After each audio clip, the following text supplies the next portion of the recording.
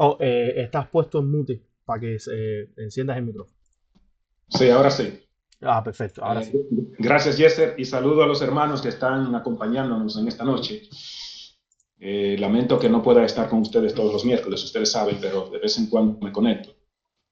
De todas formas, agradecido de Dios que podamos participar en compartir su palabra. Y en esta noche vamos a tomar en consideración algo antes de iniciar, y es que he tratado de, o quiero tratar de presentar algo que durante mucho tiempo ha sido un poco ambiguo dentro de la iglesia, y es en cuanto al sello de Dios. Se dice una cosa, se dice otra, y puede que yo también me equivoque. Si acaso diga algo que no esté de acuerdo a lo que debe de ser, me pueden ayudar incluso a poderme aclarar el punto, pero vamos a tratar de hasta donde entendemos darle a ustedes o compartir con ustedes más bien lo que hemos aprendido. Quisiera de todas formas hacer una oración sencilla y corta para iniciar con ustedes, para entonces entrar de lleno en lo que sería la presentación de este tema en esta noche. Dios y Padre nuestro, agradecidos estamos por tu Santo Espíritu que está con nosotros. Gracias, Señor, por tu palabra, que las has revelado, Dios, para nosotros poder tener el camino a seguir para el encuentro contigo. Danos tu bendición y tu presencia en esta ocasión. Oramos en el nombre de Jesús. Amén.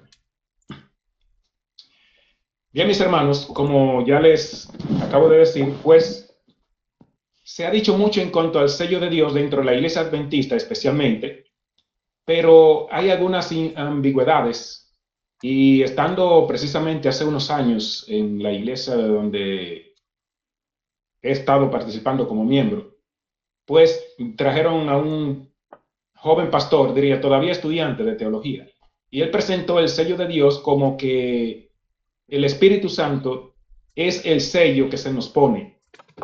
Y él abrió sala también, yo di mi opinión, y quiero compartir con ustedes algunas de estas impresiones porque entendemos que hay más de ahí. Es importante entender el sello de Dios. ¿Por qué? Porque todos vamos a ser sellados. Y si no tenemos una comprensión correcta del sello de Dios, entonces puede que nosotros estemos realmente tomando otro sello que no sea el de Dios. Así es que en el tema general, lo que vamos a presentar realmente es un tema que quise hacer un solo tema, pero me salieron dos. Hoy vamos a presentar solamente uno, que sería la primera parte, es la única que vamos a hacer, porque vamos a hablar del sello del Espíritu y el sello de Dios. Y pregunto, ¿cuántos sellos son entonces? Porque se habla mucho del sello del Espíritu y del sello de Dios, o del Espíritu como un sello también. También en la presentación tenemos una parte que es hablando ya propiamente del sellamiento, y el sábado en lo que es el sello de Dios, que esa parte ya no la vamos a tocar, pero ya que empecé a desarrollar el tema, pues completamos el total. Vamos a iniciar con Efesios 4:30, que nos dice: y no contristéis al Espíritu Santo de Dios, con el cual fuisteis sellados para el día de la redención. En Efesios 4:30 vemos aquí que Pablo dice que fuimos sellados con el sello, con el Espíritu Santo. Y así se ha dado una idea de que el Espíritu Santo como tal es un sello. No sé cuántos de ustedes han escuchado eso, pero que como quien dice, el Espíritu Santo es el sello que se nos pone. Y eso ha transcurrido durante mucho tiempo, porque eso es lo que se ve en el texto. Y entonces se saca a Dios el Padre del sello, y también se saca al Hijo de Dios del sello, porque toda la función del sello, entonces, ¿quién la hace según la enseñanza que nos han dado y el texto?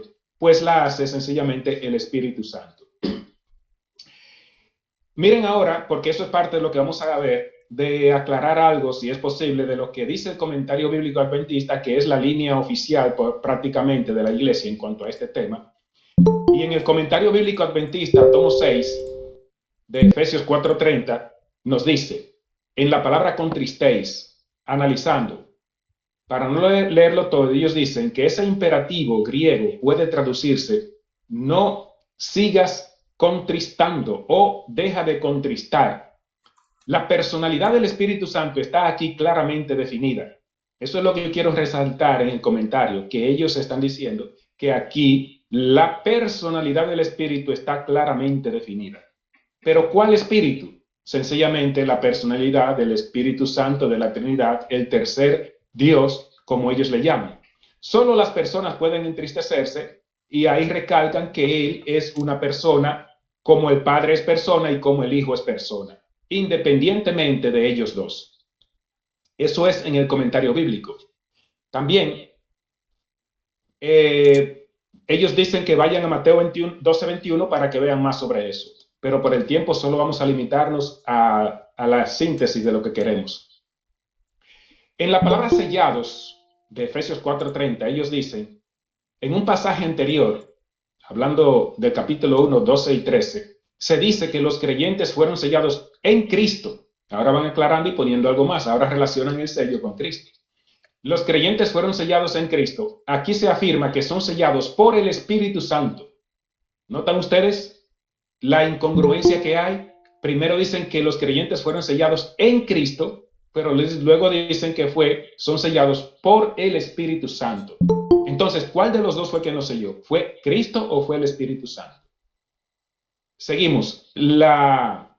Acerca del significado del sello, dicen ellos, vaya Apocalipsis 7:2, que lo vamos a ver también. La recepción del Espíritu Santo en la conversión es refrendación divina de que el creyente es aceptado, que la aprobación celestial descansa sobre su elección y su vida cristiana. ¿Cuándo dicen ellos? ¿O qué es lo que dicen? Que es la recepción del Espíritu Santo en el bautismo. Entonces, o en la conversión, es entonces cuando se recibe el sello o se recibe el Espíritu Santo, que es como se identifica como el sello. Sigue diciendo el comentario sobre el versículo, cuando dice para, voy a leerlo subrayado, bueno, desde el verso, la cita ustedes la saben, desde donde dice, el acto del sellamiento no garantiza para siempre la salvación, pues es posible pecar contra el Espíritu Santo. De paso, ahí dejan la brecha de que siempre podemos estar pecando, cosa que la palabra de Dios dice que no debe de ser. Y así entonces perder el derecho a la redención. Eso puede pasar, pero con el hombre que no vive, cuando Cristo no vive en esa persona. Y luego dice en amarillo aquí, el pecado imperdonable es la culminación de una serie de actos con los que se ha entristecido o contristado al Espíritu Santo. Por esta razón, es importante no cometer ni un solo acto de esa naturaleza. ¿De qué naturaleza? De una serie de pecados que entristecen al Espíritu Santo. Pero ustedes notan aquí, mis hermanos, que lo que está diciendo aquí es el pecado imperdonable consiste en una serie de actos. ¿Ven? Una serie de actos. No dice realmente lo que es verdaderamente el pecado imperdonable, que lo vamos a ver también.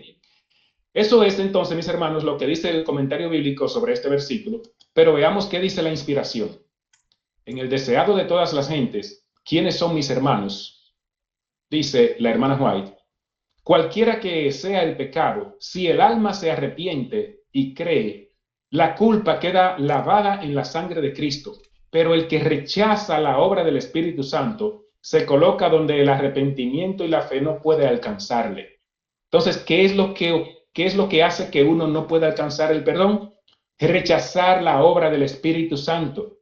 Y aunque podríamos decir el Espíritu Santo hace muchas cosas en nosotros, hay algo específico o lo principal que el Espíritu hace aquí con nosotros y es el llamado a aceptar la salvación del Señor.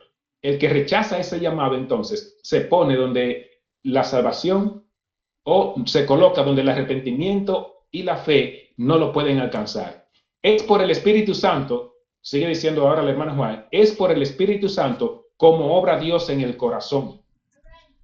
Cuando los hombres rechazan voluntariamente al Espíritu y declaran que es de Satanás, cortan el conducto con el cual Dios puede comunicarse con ellos. Cuando se rechaza finalmente el Espíritu, no hay más nada que Dios pueda hacer para el alma. Habría mucho que decir aquí, pero podemos resaltar que ella está hablando de un rechazo al Espíritu. Y hoy día, lamentablemente, a los que han conocido, los que hemos conocido la verdad del Padre y el Hijo, se nos está tildando de que estamos rechazando el Espíritu Santo, tanto así que decimos que no hay. Espíritu Santo. Y eso es una falacia. Lo contrario, ellos se refieren es al rechazar el Espíritu Santo de la Trinidad, porque no entienden que el Espíritu Santo es el Espíritu de Cristo, es el Espíritu de Dios, es el Espíritu del Padre que lo comparte, que viene a nosotros a través del Hijo de Dios y de los ángeles. Entonces, ahí está la congruencia por la cual estas citas no se pueden entender correctamente. Pero nosotros sabemos que ese es rechazar el Espíritu de Cristo que está trabajando con nosotros. Sigue diciendo en el párrafo 5, no es Dios quien ciega los ojos de los hombres y endurece su corazón. Él les manda luz para corregir sus errores y también conducirlos por sendas seguras. ¿Quién envía la luz? Dios. Es por el rechazamiento de esta luz que envía Dios, recalcamos, es por el rechazamiento de esta luz como los ojos se ciegan y el corazón se endurece. Con frecuencia, esto se realiza gradual y casi imperceptiblemente. Viene luz al alma por la palabra de Dios. Notan que todo proviene de Dios, por sus siervos. Viene por la palabra de Dios, que viene claro a través de sus siervos, y por la intervención directa de su Espíritu. ¿Pero de cuál Espíritu? Del Espíritu de Dios. Ven, todo procede de Dios, incluyendo el Espíritu Santo, ya sea que venga del mismo Cristo o de Dios, o de los ángeles, perdón, pero todo procede de Dios. Pero cuando un rayo de luz es despreciado, se produce un embotamiento parcial de las percepciones espirituales y se discierne menos claramente la segunda revelación de la luz. Así aumentan las tinieblas hasta que anochece en el alma. ¿Notan ustedes que realmente es un rechazo a Dios? No es a un Espíritu Santo de la Trinidad, es al Espíritu Santo de Dios. Y cuando yo hablo del Espíritu Santo de Dios, ¿de quién yo estoy hablando? De Dios, que viene a nosotros en su Espíritu. Eso es entonces lo que hace un embotamiento, tener otro espíritu que no es el Espíritu de Dios.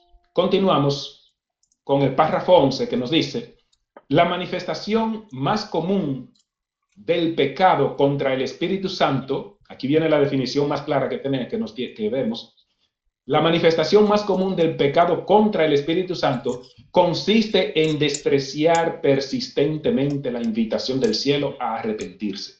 Notan que el comentario bíblico adventista dice que una serie de actos sucesivos, como de estar cometiendo diferentes pecados continuamente. Y eso no es lo que dice la palabra o enseña de que es el pecado imperdonable. Dice claramente aquí la hermana Juan que consiste en despreciar persistentemente la invitación del cielo a arrepentirse. ¿Por qué? Porque el que habla es Dios, el Padre, su Hijo, a través de su Espíritu, nos están llamando. No entiende que es a través del Espíritu de Cristo como el Padre nos llama. Entonces, lo que se rechaza, cada paso dado hacia el rechazamiento de Cristo, es un paso hacia el rechazamiento de la salvación y hacia el pecado contra el Espíritu Santo. Yo creo que si dejamos esto hasta aquí y comprendemos bien esta cita, yo creo que estamos bien. Notan que no es rechazar el Espíritu Santo de la Trinidad, un espíritu que no es el espíritu de la palabra, no es el espíritu de Cristo ni es el espíritu del Padre, porque es un tercer ser. Es rechazar el espíritu del Padre, el espíritu de Cristo. En otras palabras, es rechazar al mismo Cristo y al mismo Padre a través de Cristo, lo que es el pecado imperdonable. Mis hermanos, esto es serio, pero Satanás tiene los ojos enceguecidos del pueblo adventista hoy día, lamentablemente, que no pueden ver la realidad de que lo que se está rechazando es al verdadero espíritu que proviene del Padre y que proviene del Hijo. Al rechazar a Cristo, estaba en el párrafo 12 ahora, al rechazar a Cristo, el pueblo judío cometió el pecado imperdonable. ¿A quién fue que rechazaron? Dice ella. A Cristo. No dijo que fue al Espíritu Santo. Cuando rechazó a Cristo, el pueblo cometió el pecado imperdonable. ¿Ven cómo sigue aclarándose esta situación? Sigue agregando, y desoyendo la invitación de la misericordia cuando se rechaza a Cristo, podemos cometer el mismo error. Y es lo que lamentablemente nuestros hermanos que amamos están haciendo hoy, porque le estamos mostrando la verdad del Padre y el Hijo, y que tenemos que ir al verdadero espíritu que es el de Cristo y su Padre, y no a un tercer espíritu a un espíritu inventado por los hombres. Insultamos al príncipe de la vida y le avergonzamos delante de la sinagoga de Satanás y ante el universo celestial cuando nos negamos a escuchar sus mensajeros. Señores, esto es para hacer un tema solamente de ese verso, de esa cita. Oh, Dios sigue siempre ha tenido, pero hoy sigue levantando sus mensajeros que están dando el toque certero a la trompeta, y el pueblo lo está escuchando. ¿Y qué están haciendo, lamentablemente? Cometiendo el pecado imperdonable en ese acto de rechazar a los mensajeros de Dios que vienen con vestidos del Espíritu de Cristo o teniéndolo como su habitación, para entonces darle a ellos la claridad. Y sin embargo, ustedes saben lo que están haciendo con los que han recibido la luz. Sigue diciendo ella, retomando la parte que dice, cuando nos negamos a escuchar a sus mensajeros, escuchando en su lugar a los agentes de Satanás que quisieran apartar de Cristo nuestra alma, ahí entonces se produce el pecado imperdonable en la práctica hoy día para la iglesia. Y es lamentable que eso es lo que más nosotros vemos. Mientras uno hace esto, no puede hallar esperanza ni perdón y perderá finalmente todo deseo de reconciliarse con Dios. Y por eso ustedes ven que muchas personas hoy día, aún así, cierran los ojos y no quieren escuchar lo que se le está diciendo. Vamos ahora a Efesios 1:13. Efesios 1:13. Dice, en él también vosotros, habiendo oído la palabra de verdad, el evangelio de vuestra salvación, y habiendo creído en él, fuisteis sellados con el Espíritu Santo de la promesa. En el versículo anterior vimos que decía, fuisteis sellados por el Espíritu, y ahora dice con el Espíritu Santo. Cambia el lenguaje. Ahora nos está diciendo es como si el Espíritu fuera un instrumento, y así lo ven, como algo que se nos pone en la frente, que el Espíritu se nos pone, no sé cómo, pero eso es lo que se ve como un instrumento. En la palabra sellado, en el comentario bíblico adventista, tomo 6 de Efesios 1:13, nos dice, el cambio en la vida del creyente se produce en forma ordenada. Primeramente es oír, luego creer, y finalmente el sellamiento, que pone sobre él, por así decirlo, una marca indeleble. Entonces, aquí están diciendo del Espíritu Santo, que se pone una marca indeleble con el Espíritu Santo, porque en la declaración hemos visto que nos dice que el Espíritu Santo, con él fuimos sellados con el Espíritu Santo de la promesa. Y en la parte del texto que dice el Espíritu Santo de la promesa, el comentario bíblico nos dice lo siguiente. El Espíritu Santo fue prometido desde los días del Antiguo Testamento. El que sella o identifica a quienes pertenecen a Cristo es el Espíritu Santo. Y citan a 2 de Timoteo 2:19, que lo vamos a ver. Entonces, claramente vemos como el comentario bíblico adventista dice que el que sella o identifica a quienes pertenecen a Cristo es el Espíritu Santo. Pero nosotros sabemos, mis hermanos, que se están refiriendo no al Espíritu Santo de Cristo ni del Padre, sino al Espíritu Santo de la Trinidad. Siguen agregando que el Espíritu Santo entonces, guardándolos, esa es la acción de él, hasta el día de la redención final, según Efesios 4:30. Y siguen comentando, el Espíritu Santo es identificado aquí como el ser que hace el sellamiento. ¿Notan ustedes? El ser que hace el sellamiento. Entonces, el sellamiento no lo hace ni el Padre ni el Hijo, lo hace el Espíritu Santo de la Trinidad. Los que son sellados reciben el testimonio espiritual interno de que son hijos de Dios, según Juan 5:10. El sello se coloca sobre todos aquellos que deciden de todo corazón servir a Cristo. El Espíritu Santo nos asegura que las promesas de Dios son verdaderas. ¿Quién es que nos asegura, dicen ellos? El Espíritu Santo. Sobre esta base, el creyente las acepta por fe. Pero notan ustedes cómo se le está dando la preeminencia y todo en el sellamiento y en llevarnos a Dios y todo eso. Se le da a más que todo al Espíritu Santo, poniendo al Hijo de lado. Veamos ahora la cita que nos dan de 2 de Timoteo 2:19. ¿Qué encontramos en la de 2 de Timoteo 2:19 en el comentario? Que ellos dicen que el que sella o identifica a quienes pertenecen a Cristo es el Espíritu Santo. Sin embargo, dice el texto de 2 de Timoteo 2:19, pero el fundamento de Dios está firme teniendo este sello. Conoce el Señor a los que son suyos y apártese de iniquidad todo aquel que invoca el nombre de Cristo. No encuentro en el texto nada que diga que el que pone el sello es el Espíritu Santo, sino que simplemente nos dice que el fundamento de Dios es que conoce a sus hijos y tiene ese sello. ¿Cuál es el sello que tienen? Que Dios los conoce. Entonces está relacionado con su carácter. La afirmación de que el sello o identifique que el sello, perdón, la afirmación de que el que sella o identifica a quienes pertenecen a Cristo es el Espíritu Santo, el de la Trinidad, como dicen ellos, no se puede encontrar en el texto citado, ni tampoco en el contexto de todo el capítulo. En la declaración de que el Espíritu Santo nos asegura que las promesas de Dios son verdaderas, esto es cierto, pero cuando la entendemos que ese Espíritu es el Espíritu de Dios, Él sí, o el Espíritu de Cristo, ese Espíritu sí es el que nos garantiza que las promesas de Dios son verdaderas y no el Espíritu de la Trinidad. Veámoslo esto a la luz de Apocalipsis 21, 5 y 6.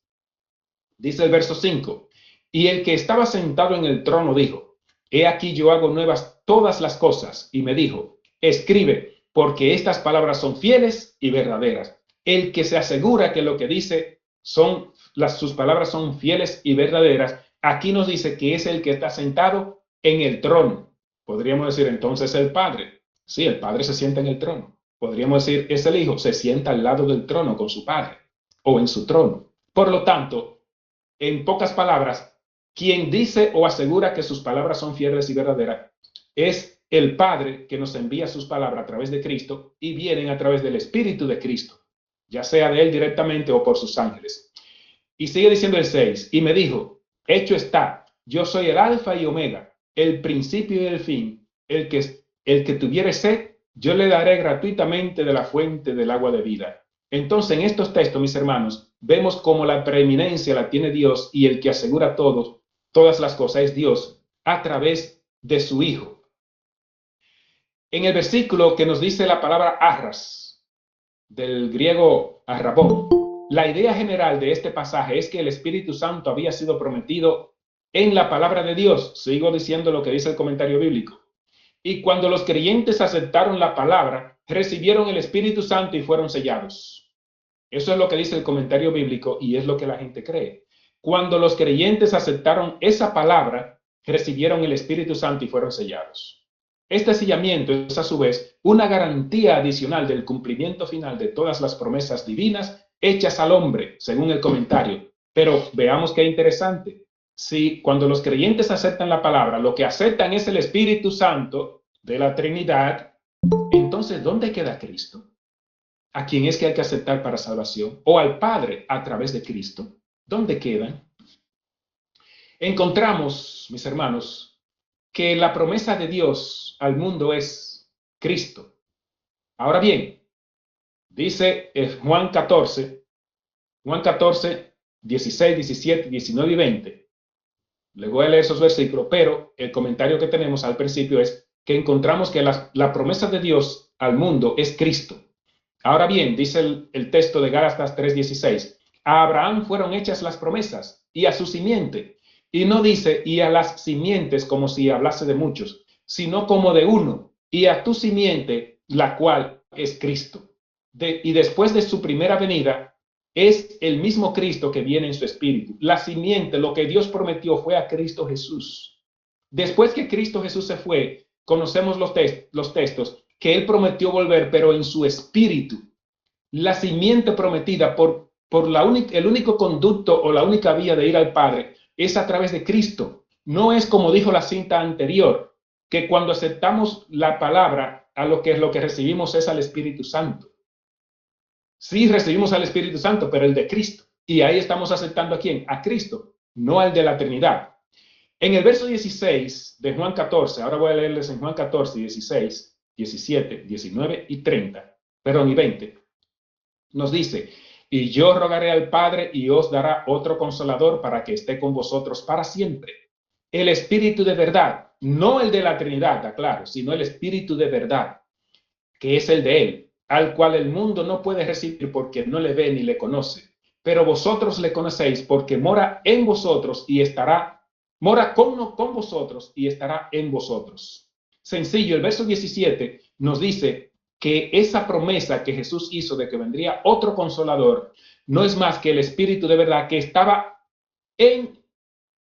con ellos. ¿Y quién era que estaba con ellos? El Consolador en persona, Cristo Jesús. Y cuando Él le dice, estará en vosotros, no es más que Cristo mismo, después que asciende al cielo, que es aprobado por el Padre, entonces se derrama en el Pentecostés como Espíritu Santo. Ahí estaba en ellos.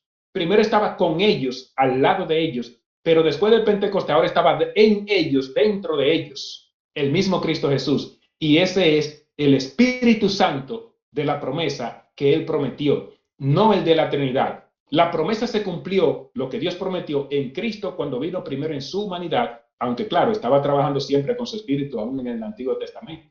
Pero la promesa del Salvador física vino en la persona humana de Cristo y luego, después de su ascensión, entonces vino en la persona espiritual de Cristo, porque esas son sus dos naturalezas. No, dice el 18, no os dejaré huérfanos, vendré a vosotros. ¿Y quién fue que dijo que vendré? El mismo Cristo. Entonces, si Él dijo vendré a vosotros, Él no dijo voy a mandar a otro, aunque arriba dice el Padre enviará el Consolador. Pero ¿a qué fue lo que el Padre envió? Él dijo vendré a vosotros. El Padre envió a Cristo en espíritu. O sea, Él envió el Espíritu de Cristo a nosotros. Y hay otra cita que no la tomé, pero me llegó a la memoria, que dice que el Padre nos da el Espíritu de Cristo. Y eso fue lo que el Padre envió desde el cielo, el Espíritu de Cristo, y está con nosotros todavía. En aquel día vosotros conoceréis que yo estoy en mi Padre y vosotros en mí, y yo en vosotros. Nota que ahora no dice y yo con vosotros, sino yo en vosotros, dentro de ellos. Sigue diciendo la cita, vamos a ver Apocalipsis 3:20, pero aquí resaltan que cuando los creyentes aceptaron la palabra, recibieron el Espíritu Santo y fueron sellados. Eso es lo que resalta el comentario bíblico y es lo que la persona en general entienden en la iglesia. Entonces, al decir que los creyentes aceptaron la palabra y recibieron el Espíritu Santo y fueron sellados, ¿por quién? Por el Espíritu. No muestran que a quien hay que recibir es a Cristo para ser sellado. Recuerda, Jesús dijo en Juan 14:6, nadie viene al Padre si no es por mí. Él no dijo nadie viene al Padre sino por el Espíritu Santo de la Trinidad.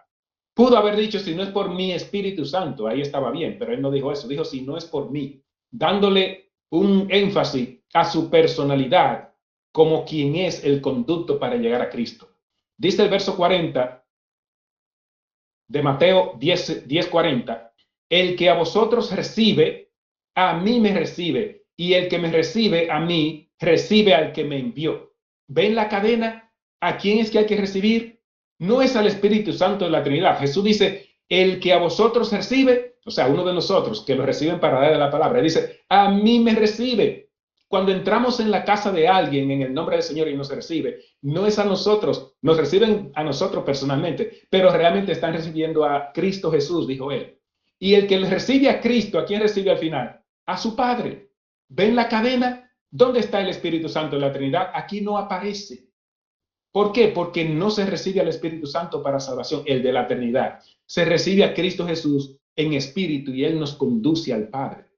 Dice ahora Juan 13:20, de cierto os digo, el que recibe al que yo enviare, me recibe a mí. Lo dice de otras formas, el mismo texto, pero algunas variaciones, lo quise traer los dos, para que lo enfaticemos. Entonces él dice, el que recibe al que me envió, me recibe a mí. Y el que me recibe a mí, dice Jesús, recibe al que me envió. Es como un trabalengua. Pero notan que en los dos textos nos está hablando es de recibir a los mensajeros de Dios primeramente, en este caso, que van con el Espíritu de Cristo, luego reciben a Cristo cuando se convierten, y cuando reciben a Cristo, ¿a quién está recibiendo? Al Padre, porque el propósito de la misión de Cristo es llevarnos a nosotros al Padre y depositar y entregarnos al Padre en la eternidad como súbditos de Él, no súbditos de Cristo, porque el mismo Cristo estará sujeto al Padre. Él fue para devolverle todo al Padre, todo lo que se había perdido. Dice Apocalipsis 3:20, una cita muy conocida, he aquí yo estoy a la puerta y llamo. Si alguno oye mi voz y abre la puerta, entraré a él, no dice entraré con él, entraré a él, ahora sí, cenaré con él y él conmigo. Primero entra a la persona. ¿Y cómo Jesús puede entrar a usted o a mí? Sencillamente por su espíritu, no por otro espíritu, sino por su espíritu, el espíritu de Cristo, el que tenemos que aceptar para nosotros entonces cenar con él, estar con él, y entonces él así nos conduce y nos lleva al Padre. Hasta aquí hemos visto cómo el comentario bíblico adventista presenta al Espíritu Santo como un ser separado del Padre y del Hijo. Así lo hemos visto en las declaraciones del Espíritu Santo, que hace el comentario bíblico, como un ser separado del Padre y del Hijo. Cambiamos Yeser. ¿Qué es lo que cree hoy día la Iglesia Adventista? Sencillamente, que cuando se recibe el Espíritu Santo, se está recibiendo a un ser, como ustedes ven que dice el comentario bíblico, separado del Padre y el Hijo. Eso es lo que lamentablemente la mayoría de las personas creen hoy, en la iglesia y en el mundo cristiano. Y sutilmente deja entrever que es a través del Espíritu Santo de la Trinidad, otro ser que no es el Padre ni el Hijo, cómo nos acercamos a Dios y somos recibidos por Él. Y podemos notar cómo Cristo Jesús queda prácticamente desplazado por la obra del nombrado Espíritu Santo de la Trinidad y además usurpa el trabajo y el lugar de Jesús. ¿Cuál es el trabajo de Jesús? Llevarnos al Padre a través de su Espíritu, no desde la Trinidad. ¿Y cuál es el lugar de Jesús? Estar en nosotros morando. Todo eso lo usurpa el Espíritu Santo de la Trinidad, lamentablemente. Veamos ahora qué aporta 2 Corintios 1, 21 y 22 sobre esto. Dice el 21, y el que nos confirma con vosotros en Cristo y el que nos ungió es Dios. Ahora no está diciendo que es el Espíritu Santo que nos confirma y nos sella ni nada de eso, y que nos confirma, dice, es Dios. ¿Pero en quién nos confirma? En Cristo, porque vamos a Cristo a través de Dios. Cuando aceptamos a Cristo, estamos asentando al Padre. Y el Padre nos confirma es a través de Cristo, porque Él tiene que ver el carácter de Cristo en nosotros para confirmarnos. Sigue diciendo el verso 2, el cual también nos ha sellado. ¿De quién está hablando? Del Padre. ¿Quién es que nos sella aquí? El Padre. Y nos ha dado las arras del Espíritu en nuestros corazones. La palabra arras significa garantía. Entonces, quien nos sella aquí, según el texto, es el Espíritu. Pero, ¿con qué Espíritu nos sella? Con el Espíritu de Cristo. Con el Espíritu Santo que proviene del Padre y del Hijo, en cadena, por decirlo así. Entonces, Él nos sella y con ese Espíritu de Cristo, notan, es que Él nos garantiza. El Espíritu de Cristo es la garantía de que estamos en el Padre. Cuando hemos aceptado a Cristo, recibimos su Espíritu, entonces estamos garantizados de estar entonces confirmados por el Padre.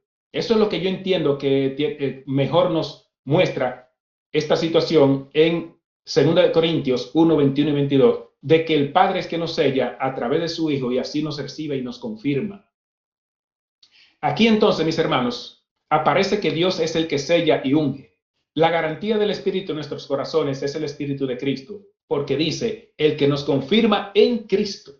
Y eso es hablándonos que Cristo, a través de Cristo, es que Él nos confirma. No es que el Padre viene y nos sella directamente y se acabó, no. Es a través de Cristo, porque Cristo es el encargado, por decirlo así, de poner el sello en nosotros en dos formas. A través de su Espíritu y personalmente, como vamos a ver un poquito más adelante.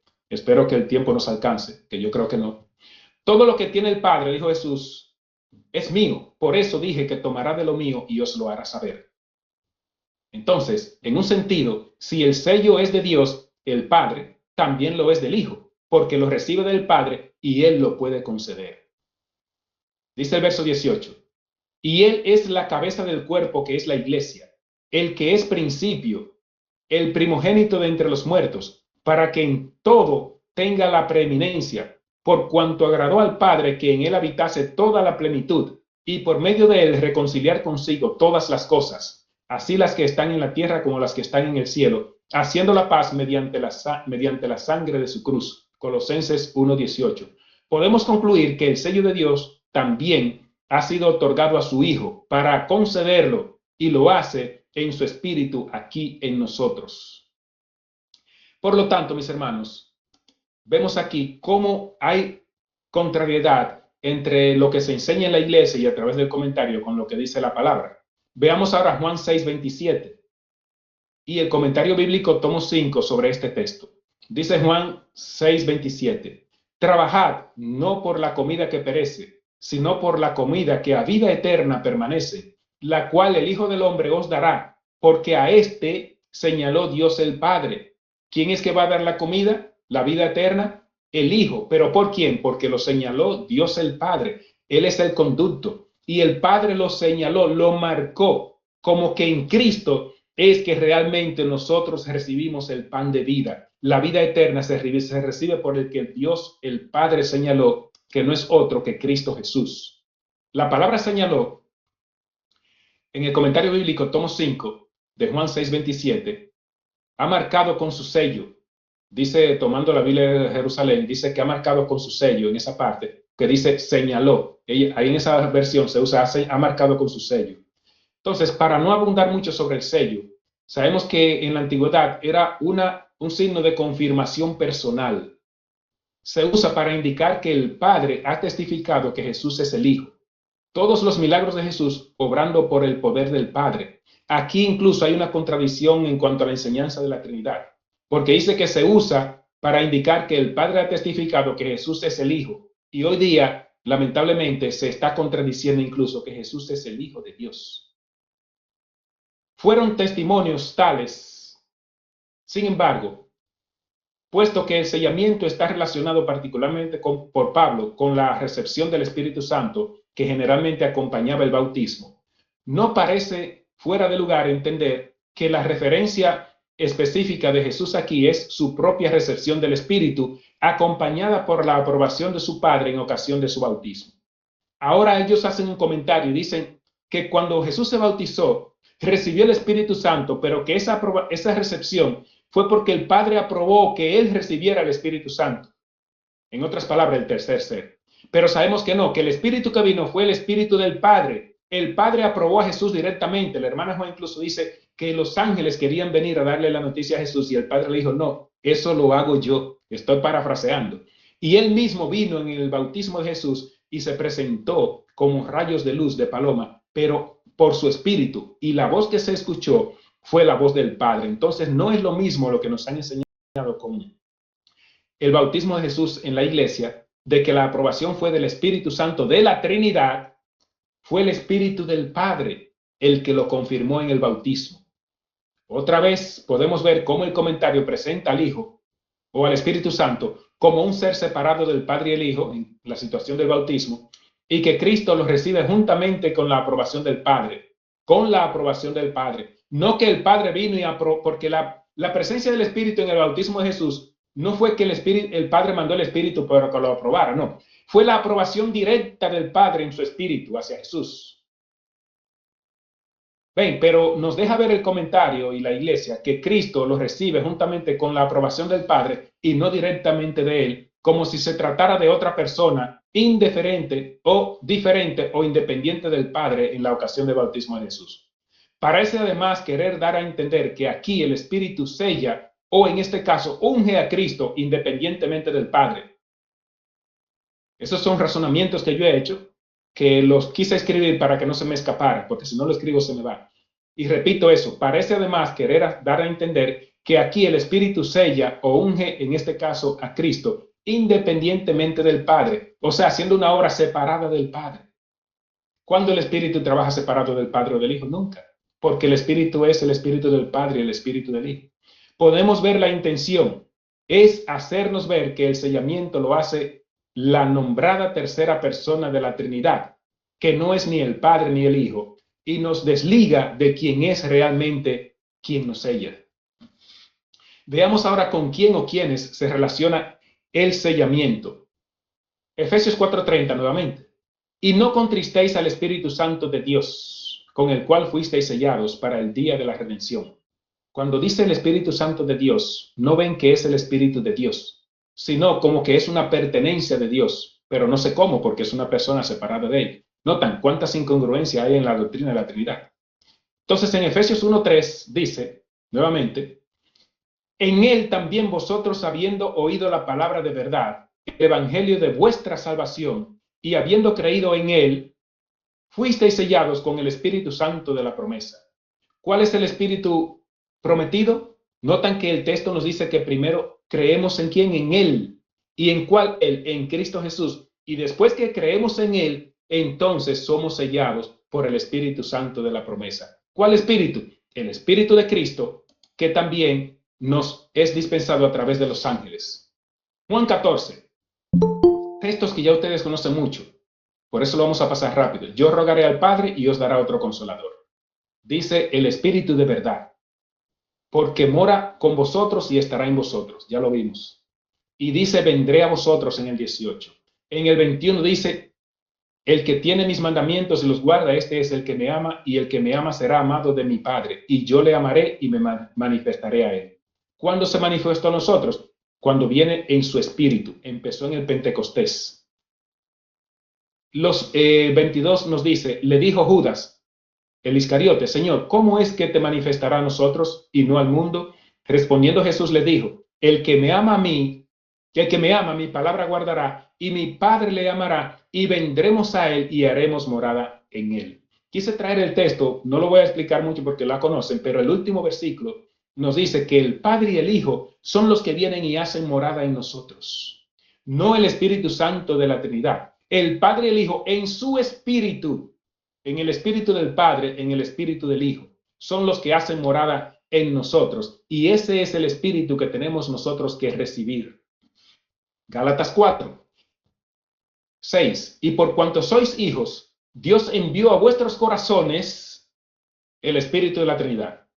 ¿Ese es el que dice? No. Dice, Dios envió a vuestros corazones el espíritu de su Hijo. Señores, es un texto claro, pero no lo quieren ver. ¿Qué fue lo que Dios envió? El espíritu de su Hijo. Ese es el que está morando en nosotros. El espíritu que mora es el espíritu de su Hijo, el cual clama, Abba Padre. ¿Quién es el que clama? No somos nosotros. Es el espíritu de su Hijo que clama, Abba Padre. Abba Padre significa un chiqueo cariñoso, como decir papito, algo de confianza. Por eso yo cuando oro también, yo no le digo a Dios, usted mire, dígame, hágame, porque me quita del lenguaje bíblico, y perdonen por si acaso algunos, pero siempre lo digo. Abba Padre es confianza, cercanía. Por eso cuando yo oro siempre digo, Padre, tú, mira, dame, haznos, está con nosotros. Lo pongo en la segunda persona del singular, tú, que ese es el lenguaje bíblico correcto de paso con el que ha sido traducido para nosotros. Entonces, aquí vemos que el espíritu de su Hijo clama, Abba Padre. ¿Quién es que clama cuando está dentro de nosotros? ¿Soy yo por la salvación mía? No, es el espíritu de su Hijo, el de Cristo, en mí, que dentro de mí, o por decir por mí, le dice al Padre, Padre, te lo presento, ese es mi Hijo, recíbelo. Pero ya el Padre nos ve a nosotros. En 2 Corintios 3:17, que más lo conocen todavía, porque el Señor es el Espíritu. Y donde está el Espíritu del Señor, ahí hay libertad. Todos lo vamos a tener que seguir usando ese texto. Pero aquí nos aclaran el tema en que estamos, que ese Espíritu que nosotros recibimos es el Espíritu del Señor. ¿Y quién es el Señor en este texto? El Señor Jesucristo. Ustedes lo pueden ver en el contexto del capítulo por completo. En la fe por la cual vivo, una obra en cumplimiento de la iglesia, viernes 9 de octubre, el ideal de Dios para su iglesia nos dice, ahora es el momento de prepararse. El sello de Dios no será nunca puesto en la frente de un hombre o una mujer que sean impuros. El sello de Dios, y ya sabemos entonces que el sello de Dios tiene que ver con recibir al Padre y al Hijo dentro de nosotros. Eventos de los últimos días. El tiempo de gracia termina cuando se complete el sellamiento. Y dice la declaración, precisamente antes de que entráramos en el tiempo de angustia, el tiempo de angustia está entre paréntesis, dice, precisamente antes de que entráramos en él, o sea, en el tiempo de angustia, todos recibimos el sello de Dios viviente. Aquí lo aclara muy bien la hermana Juan, que lo que recibimos es el sello de Dios, del Dios viviente, no el del Espíritu Santo de la Trinidad. Claro, ese sello del Dios viviente lo recibimos a través de su Hijo, que es el Espíritu Santo en nosotros, el verdadero Espíritu, que es el Espíritu de Cristo. Voy a volar un poco por el tiempo. Quería leer todas las citas, son tremendas, pero solo lo he resaltado en este caso. En la fe por la cual vivo, el Espíritu Santo de Dios. Se titula el subtítulo que tiene el título del capítulo, el subtítulo, el Espíritu Santo de Dios. Muy bien puesto, no el de la Trinidad. Jueves 19 de febrero, Consolador y Maestro nos dice, el Espíritu Santo es el representante de Cristo, pero despojado de la personalidad humana e independiente de ella. Y sigue diciendo, estorbado por la humanidad, Cristo no podía estar en todo lugar personalmente. Por lo tanto, convenía a sus discípulos que fuese al Padre y enviase el Espíritu para ser su sucesor en la tierra.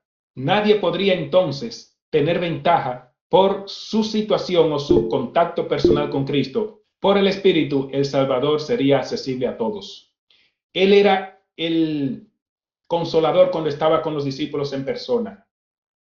Era el que los guiaba y ellos estaban en contacto con ellos. Pero cuando Él se fue, o en contactos con Él, cuando Él se fue, ahora viene el mismo Cristo, pero ahora en espíritu, no para estar solo con los discípulos, sino para estar con todos los hijos de Dios en todo lugar y en todo momento, y llegar hasta aquí, porque llega hasta aquí y terminará estando con nosotros hasta el cierre de la gracia. De ahí en adelante ya el Espíritu de Dios no estará trabajando en el santuario para llamar a los hombres, pero entiendo, entre paréntesis, que sí seguirá a través de los ángeles con los hijos de Dios en la tierra que ya sean sellados para defenderlo y protegerlos en la crisis y sostenerlo de alimentos y todo a través de los ángeles, que es como viene el Espíritu de Dios. Pero ya para hacer el llamado de salvación ya no estará. Se habrá retirado inmediatamente termine la mediación en el santuario. Entonces, ya sabemos que el Espíritu de Cristo es, o por el Espíritu de Cristo es que nosotros somos sellados para ir al Padre. Espero que eso esté claro. Con su Espíritu, el Salvador nos guía y nos conduce al Padre y nos garantiza la salvación permaneciendo en Él, pero es con su Espíritu, con el Espíritu de Cristo. Pero ¿cómo podríamos nosotros entender mejor el sellamiento y quién más específicamente Él es el que lo realiza, además de la obra que hace Cristo aquí por nosotros a través del Espíritu y los ángeles? ¿Y dónde es que se realiza el sellamiento literal, por decirlo así? Además de nuestras frentes o carácter, ¿dónde más se podría realizar el sellamiento? ¿Va más allá de esto? ¿Tiene el sellamiento algo que ver con la obra de Cristo en el santuario celestial o no? ¿Qué o cuál es ese lugar que está preparado para nosotros? Y recalco, el Espíritu Santo de la Trinidad no nos deja ver la obra de Cristo en el santuario, ni nos deja ver el sellamiento en el santuario celestial tampoco.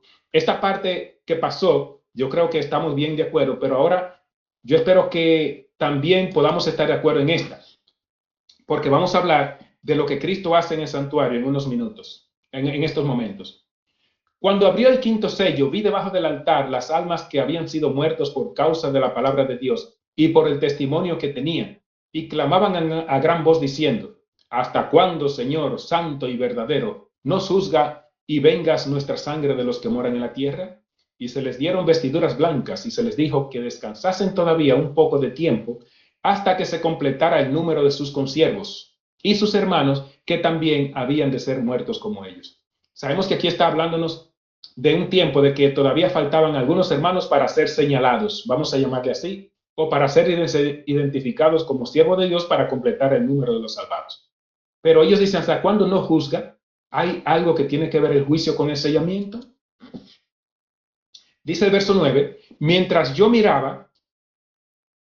contemplaba los cuernos, he aquí otro cuerno, estoy ahora en Daniel 7, 8 y 9.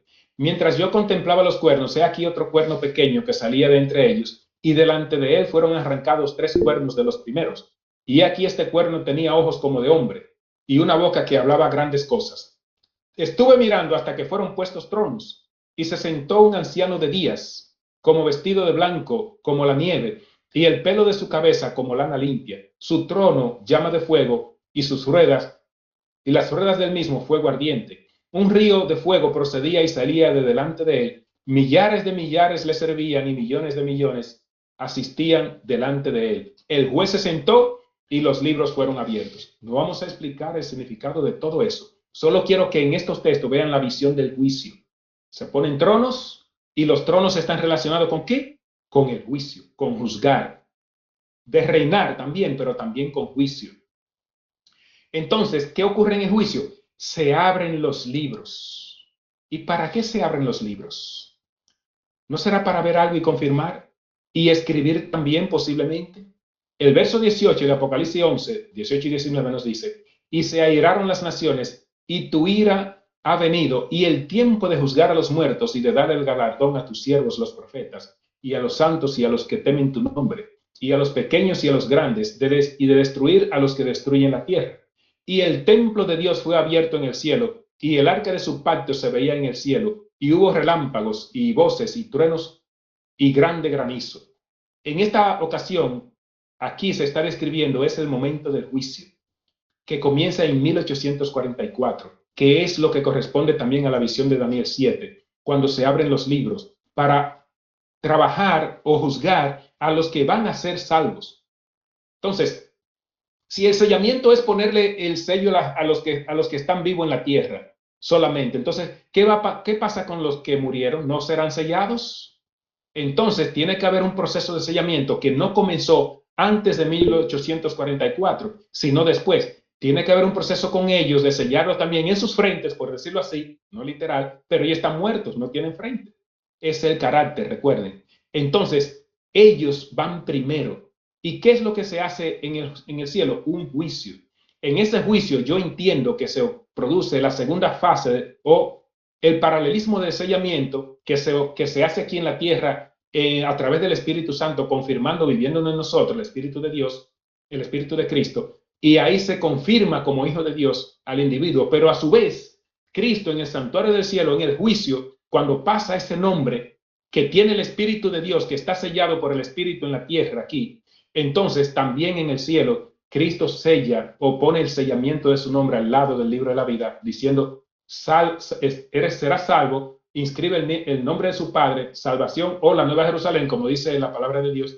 Lo que hay es que entiendo, espero que si no es así, ojalá que me ayuden, pero entiendo que en el cielo es que se produce el sellamiento literal en el libro de la vida para los que van a ser salvos.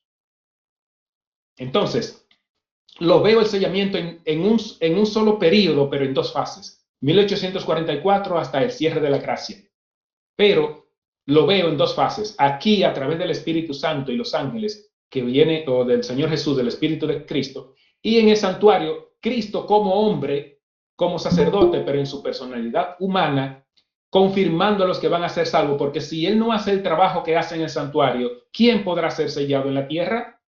Nadie. Por lo tanto, el principal sellamiento, podríamos decir, ocurre en el que Cristo hace en el santuario, limpiándonos de nuestros pecados y luego viniendo a morar en nosotros en su espíritu.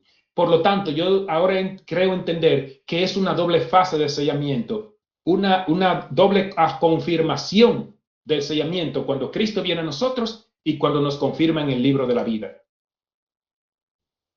Yo creo que tengo que volar un poquito porque el tiempo se nos va. Voy a ir solo a lo subrayado, la historia de la redención. El sellamiento, Cristo comienza su obra en el santuario al final de los 2300 días, o sea, pero de los 2300, correcto, en 1844, en el templo que se abre en el cielo. Cuando Cristo entró allí para oficiar en favor de los pecadores, el templo interior fue abierto y el arca de Dios quedó a la vista. Entonces, el arca tiene que ver con el juicio, la ley de Dios. Y en esa ley es que nosotros nos vemos para ser sellados, que esa es la segunda parte del tema. No puedo entrar ahí porque el tiempo se nos iría, pero tiene que ver. Nos dice, sigue diciendo, la majestad y el poder de Dios fueron revelados a quienes por la fe contemplaron al Salvador, mientras llevaba a cabo su obra de intercesión. Y en esta obra de intercesión, yo entiendo que va el sellamiento cuando se ha llamado el nombre de cada persona. Cuando la estela de su gloria llenaba el templo, una luz procedente del lugar santísimo se esparció sobre su pueblo que aguardaba en la tierra. Esa cita, esa última parte me da pie a entender que creo que estoy correcto en lo que les estoy diciendo. Cuando el Señor Jesús nos confirma en el libro de la vida y somos sellados en el libro de la vida ante el Padre, entonces procede una luz del lugar santísimo, o sea, de donde se hace el juicio, que es donde se confirman o se sellan a las personas, y viene entonces a su pueblo, a la tierra, que es el sellamiento, diríamos, directo ahora a la persona, que eso es lo que sí podría ser, lo que dice la hermana White, que es una marca indeleble en la frente de las personas, que solo la pueden ver los ángeles. Apocalipsis 1:7. Después vi 4 ángeles en pie sobre los 4 ángulos de la tierra, que tenían los 4 vientos de la tierra, lo detenían, para que no soplase viento alguno sobre la tierra, ni sobre el mar, ni sobre ningún árbol. Vi también a otro ángel que subía del sol, de donde sale el sol, y tenía el sello del Dios vivo, y clamó a gran voz a los 4 ángeles, a quienes les había dado hacer daño a la tierra y al mar, diciendo: no hagáis daño a la tierra, ni al mar, ni a los árboles, hasta que hayamos sellado en sus frentes a los siervos de Dios. Notemos que por lo menos aquí dice que es uno solo el que tiene el sello del Dios vivo. ¿Podría ser Cristo Jesús ese que nos menciona aquí, el que nos sella? Y luego dice al final, hasta que hayamos sellado en sus frentes. Aquí ahora menciona más de uno. Eso podría, ¿quiénes pueden ser? Los ángeles, que también reciben el sello de Dios a través de Cristo, y ellos también tienen ahora el trabajo, posiblemente también de físicamente o espiritualmente, trabajar sellándonos a nosotros en nuestras frentes. Es una cadena. El sello es de Dios, lo recibe Cristo y puede también ser puesto por los ángeles en la tierra, en nosotros, pero en el santuario, en el cielo, yo entiendo que solo Cristo es el que nos sella en su ministerio de salvación. Ezequiel 2:1. He aquí 6 varones venían del camino de la puerta de arriba que mira hacia el norte, y cada uno traía en su mano un instrumento para destruir. Y entre ellos había un varón vestido de lino, el cual traía en su cintura un tintero de escribano. Aquí me confirma Ezequiel, como en Apocalipsis, que es uno solo el que traía el tintero para sellar. Entonces, entrados, se pararon junto al altar de bronce. Y ahí sigue. Entonces parece que aquí el que sella o quien hace todo el trabajo podría ser uno solo, según Apocalipsis y según el libro de Ezequiel. ¿A quién podría hacer referencia? Apocalipsis 14, el 1 al 3. Después miré y aquí el cordero que estaba en pie sobre el monte de Sión, y con él 144,000 que tenían el nombre de él y de su padre escrito en la frente. El nombre de él y el de su padre escrito en la frente. Eso tiene que ver con el sello de Dios, porque es el carácter de Dios, que es el mismo carácter del Hijo, y ese es el verdadero sello de Dios que nosotros tenemos que tener en la frente. Así es que no voy a leer los versículos que siguen, ustedes lo conocen, pero sí resaltar que el sello que se recibe es el nombre del Padre y del Hijo en nuestras frentes, que no es más que el carácter de ellos dos.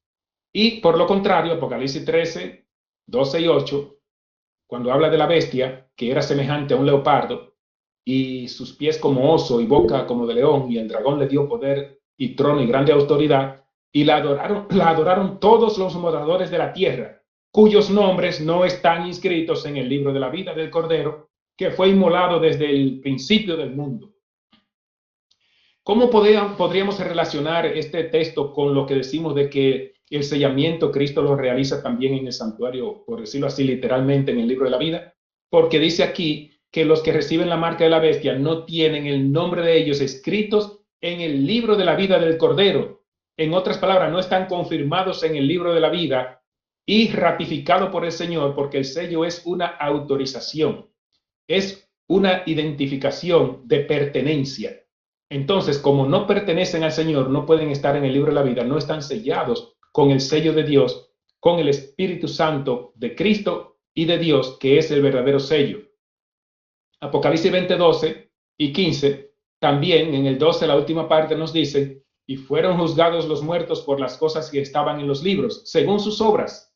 Notan que en el libro se confirma el carácter de cada uno, son juzgados, y si la persona es encontrada inocente, como ocurre en la primera fase del juicio, sencillamente se confirma y se sella para vida eterna. Esa confirmación no es más que un sello para vida eterna.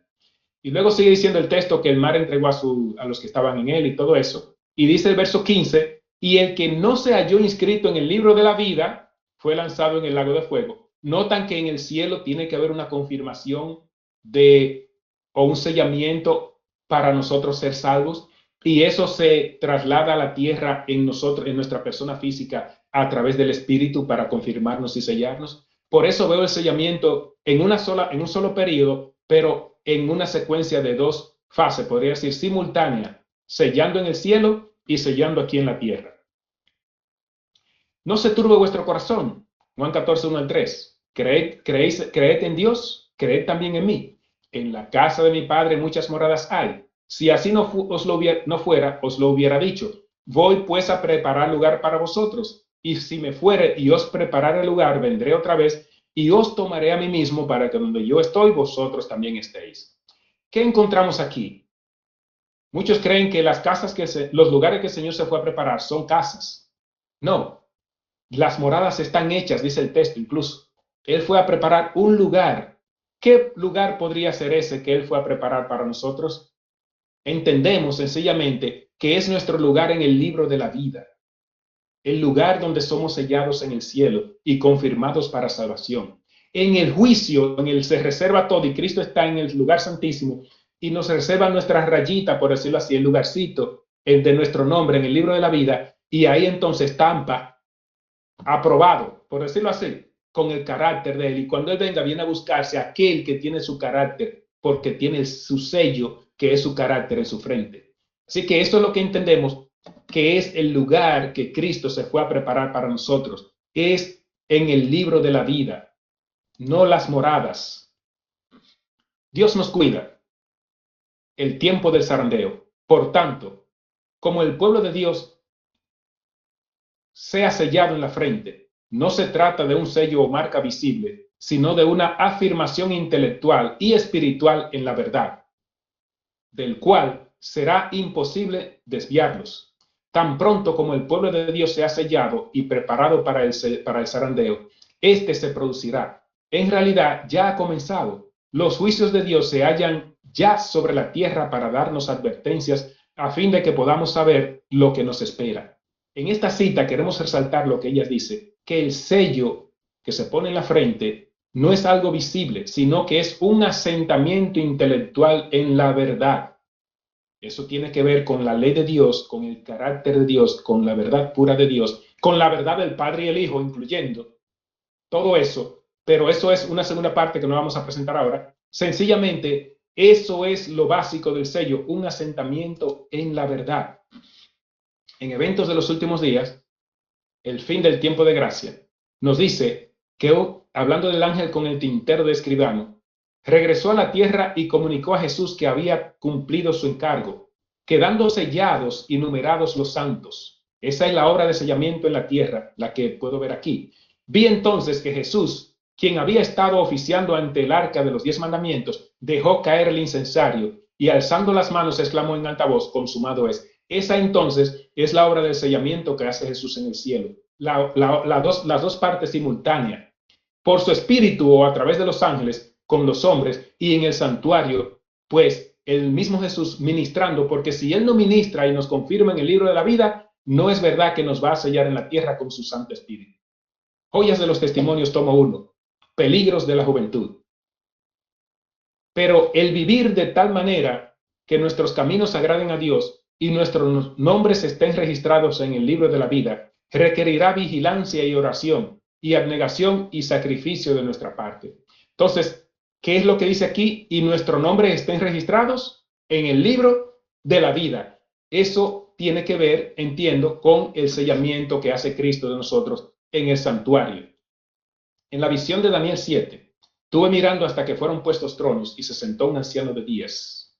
Y al final dice, el juez se sentó y los libros fueron abiertos.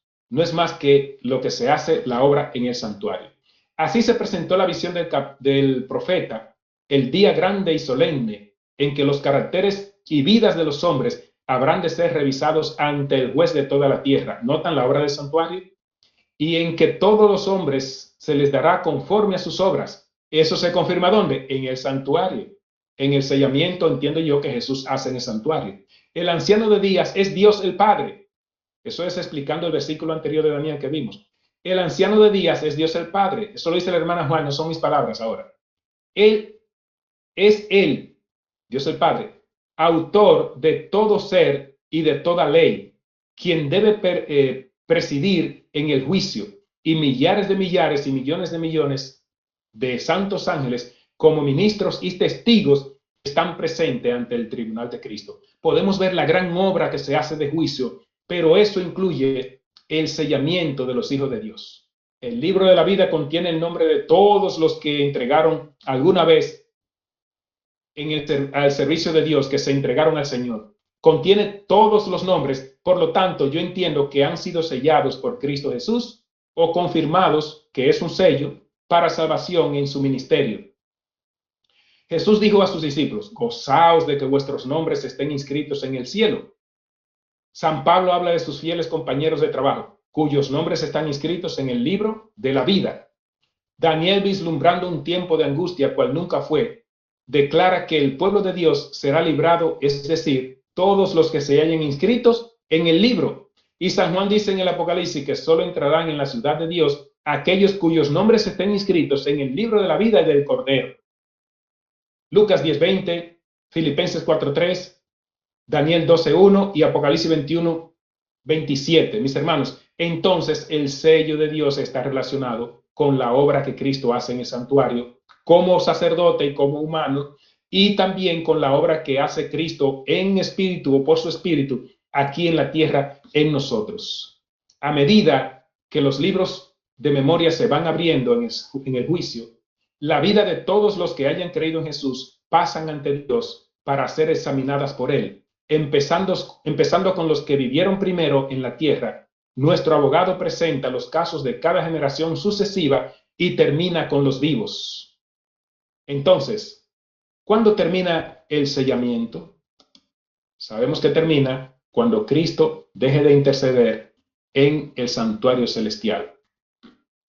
Entonces, los que no se hayan inscritos en el libro de la vida, lamentablemente, no entrarán. En esta parte de Apocalipsis y Mateo, por el tiempo no la voy a leer toda, nos dice: le confesaré, hablando Jesús, todo aquel pues que me confesare delante de los hombres, le confesaré yo también delante de mi Padre que está en los cielos. ¿Y cómo es que él lo confiesa? Pues en el juicio, frente al arca, cuando ese nombre va, entonces el Hijo lo confiesa delante del Padre, el Padre lo aprueba porque ve el carácter del Hijo en esa persona, y el Hijo entonces lo pone, por decirlo así, eso ya yo hablando, le pone al lado en el libro de la vida del nombre de esa persona, aprobado, sellado por el Espíritu de Dios. Dios nos cuida. Dice en esta parte sombreada: los he grabado en las palmas de mis manos. Sus nombres están escritos en el libro de la vida, dice Jesús. Nos conoce, nos tiene ahí. Y también en Eventos de los Últimos Días, capítulo 16, dice: inconscientes todos ellos de que la decisión final es irrevocable, ha sido pronunciada en el santuario celestial, la sentencia, hablando de los impíos, que serán inconscientes de que ya se pronunció la sentencia contra ellos o de los santos y no se dieron cuenta. Así es que, mis hermanos, sabemos entonces, como dice aquí en Eventos de los Últimos Días, pero él no sabe, el pecador, que se ha escrito o el perdonado frente a su nombre en los libros del cielo. Puede que no lo sepa, pero se ha escrito ¿dónde? En el libro del cielo. Nosotros ya sabemos que cuando uno es perdonado y se salva, ese nombre tiene que ser escrito en el cielo, pero puede que el pecador no lo sepa, pero cuando se arrepintió, su nombre estará inscrito en el libro de la vida, y es como yo entiendo que se hace el sellamiento físico en el cielo. Esto lo repite también en el conflicto de los siglos, la misma cita: juzgado por registros infalibles. Cristo en su santuario dice: en el tiempo señalado para el juicio, el fin de los 2300 días, en 1844 empezó la obra de investigación y el acto de borrar los pecados. Todos los que hayan profesado el nombre de Cristo deben pasar por ese riguroso examen. Tanto los vivos como los muertos deben ser juzgados de acuerdo con las cosas inscritas en el libro según sus obras. Pero lo que queremos ver aquí es que comiencen en 1844 y todos los nombres tienen que pasar, los nombres de los que se salvan. La iluminación del Espíritu de Dios. Cuán esencial es que tengamos la iluminación del Espíritu de Dios, porque solo de esa manera podemos ver la gloria de Cristo. es a través de Cristo como vamos a Él. Hijos e hijas de Dios, dice esta parte, transformados de gloria en gloria. Y al final ella dice, tiene gracia y perdón para toda alma. Al mirar por la fe a Jesús, nuestra fe atraviesa las sombras y adoramos a Dios por su maravilloso don al dar a Jesús el Consolador. Cristo Jesús es el Consolador y a quien adoramos entonces, dice, es a Dios por darnos a Jesús el Consolador, que es el que nos sella y nos lleva al Padre. Más el Consolador, el Espíritu Santo, a quien el Padre enviará en mi nombre, os enseñará todas las cosas y recordará todas las cosas que os he dicho. Esperemos, Señor, mis hermanos, que el Espíritu de Cristo venga a nosotros y realmente nosotros podamos recibir ese Espíritu. La final de la diapositiva, Yeser, para que nosotros podamos recibir ese Espíritu que viene de nuestro Señor Jesucristo, ya sea directamente de Él o a través de los ángeles, y entonces entre a nosotros y pueda vivir en nosotros, y nosotros entonces así vivir en nuestro Señor, y el sello de Dios sea una realidad en nosotros. Esperamos que, concluyendo, diríamos que el sello de Dios es el sello de Dios. No es del Espíritu Santo de la Trinidad, sino de Dios. Pero ese sello es el sello del Hijo, lo recibe del Padre, y Él entonces, a través del Hijo, nos sella, nos autoriza, y el Hijo entonces nos presenta al Padre sellados o aprobados por su carácter, cuando nosotros lo aceptamos por fe a través de su Hijo Jesucristo. Recuerden, la misión básica de Cristo, o general diríamos, es volver todo lo que era del Padre hacia el Padre, no es volverlo a Él. Regresar toda la creación al Padre, incluyendo a los redimidos y a todos aquellos que se quieran dejar salvar por Él. Dios nos bendiga. Oremos para que en este tiempo, que creemos que es pronto, si no es ya, el sellamiento de los vivos iniciará pronto. No creemos que no ha comenzado, pero iniciará pronto, si no es muy rápido, para que nosotros también seamos sellados en el cielo, en el libro de la vida, confirmado nuestro nombre, y aquí, a través de la asistencia del Espíritu de Cristo y sus ángeles, para nosotros andar en la luz de Dios y poder dar este fuerte pregón que se va a seguir dando en el mismo momento en que se esté dando el sellamiento también, cuando todavía hay gracia. Dios nos bendiga y que podamos permanecer en el Espíritu de Cristo.